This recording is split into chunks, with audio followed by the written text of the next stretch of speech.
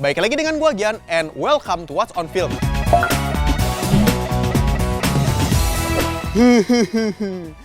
Guys, berakting nangis itu sebenarnya nggak gampang loh. Aktor dan aktris yang mau terjun ke sana harus memainkan bermacam-macam karakter yang beda dan nangis yang berbeda-beda juga karakternya. Karena memang akting sedih ini menjadi salah satu yang paling sulit dilakukan. Misalnya aja nih, sedih itu kan ada macam-macam. Ada yang nangisnya sesugukan, ada yang nangis kejar-kejaran, ada nangis yang ditahan. Ini tergantung seberapa emosi yang mau disampaikan cerita dari sang sutradara, ke pemain, ke penonton. Dan kali ini gue akan ngasih tahu nih beberapa aktor dan aktris di film Indonesia yang profesional dan mengaku masih sulit dengan akting menangis. Yang pertama ada Sheryl Sheinafia. Pemeran Ratna dalam film Galih dan Ratna tahun 2017 ini mengaku masih susah untuk akting nangis. Tantangannya karena ada kamera di depannya terus diliatin sama kru yang ada di dalam set lokasi syuting. Nah, trik untuk bisa memancing emosi kesedihannya adalah dia tuh harus ngebayangin bahwa dia itu dimarahin sama ibunya. Bahkan dia sampai ngebuat mood galau sampai beberapa hari itu biar emosinya dapat. Selanjutnya ada Chelsea Islan. Ini bakat akting yang nggak diragukan lagi sebenarnya kalau dia mah. Dia akting bergenre drama, komedi, horor, dan total tuh ada 13 film layar lebar dan 1 sitcom.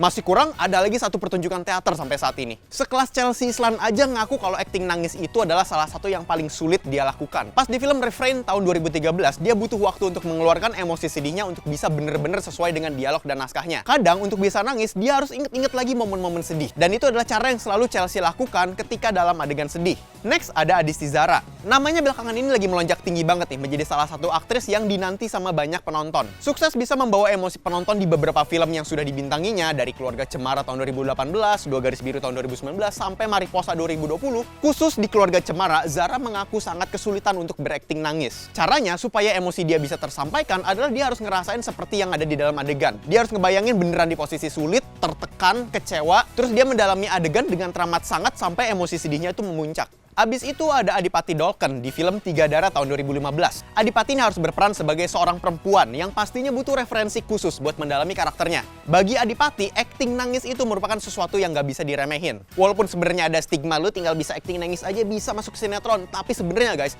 butuh waktu dan pendalaman ekstra biar bener-bener kelihatan natural. Hal itu juga disampaikan sama sang sutradara Ardi Octavian ketika dia meminta Adipati untuk menangis. Dan menurut dia sendiri, Adipati memang dirasa belum bisa berakting nangis dengan sempurna. Waduh, berarti mesti nangis yang seperti apa tuh? Tapi walaupun begitu, perannya di Tiga Darah berhasil memukau, bahkan dapat nominasi pemeran utama pria terbaik di Indonesia Box Office Movie Awards 2016. Dan yang terakhir ada alumni Extravaganza, yaitu Aming. Di film Doa yang Mengancam tahun 2008, Aming ini mengaku kesulitan untuk adegan menangis. Bahkan Aming harus menerima perlakuan kejam untuk story purpose dari Hanung Bramantyo sang sutradara agar emosinya tuh bisa sampai di level yang dimau. Bayangin aja nih, berperan sebagai kuli panggul yang hidupnya menderita, Aming harus nangis terus-terusan sampai susah ngeluarin air mata. Sampai-sampai biar menciptakan lagi adegan nangis, Hanung sampai menampar Aming di proses syuting. Tapi karena dedikasi itu di dalam film Doa yang Mengancam jadi pembuktian bahwa Aming sebagai aktor film Indonesia tuh serba bisa. Karena aktingnya dalam film tersebut, Aming dibanjiri dengan pujian dan masuk sebagai jajaran nominasi pemeran utama pria terbaik di Festival Film Indonesia 2008 dan pemeran utama pria terpuji di Festival Film Bandung 2009. Jadi salut banget nih sama dedikasi dan pendalaman karakternya. Memang nih bukan hal yang gampang untuk pura-pura nangis tapi juga sambil melakukan dialog-dialog sedih supaya emosinya itu selain tersampaikan, kita juga bisa paham. Makanya akting nangis ini menjadi tantangan sendiri untuk para bintang film Indonesia. Nah, menurut kalian siapa nih aktor Indonesia yang memiliki adegan nangis terbaik? Dan kalau misalkan kalian mau tahu lebih lengkap, link artikel ada di deskripsi bawah. Kalau kalian suka dengan seputar film dan game, lu bisa cek ke website kita kincir.com karena di situ pembahasan soal film dan game, lu bisa langsung aja ke dalam websitenya. Oke, cukup sekian untuk What's on Film kali ini. Sampai jumpa di What's on berikutnya.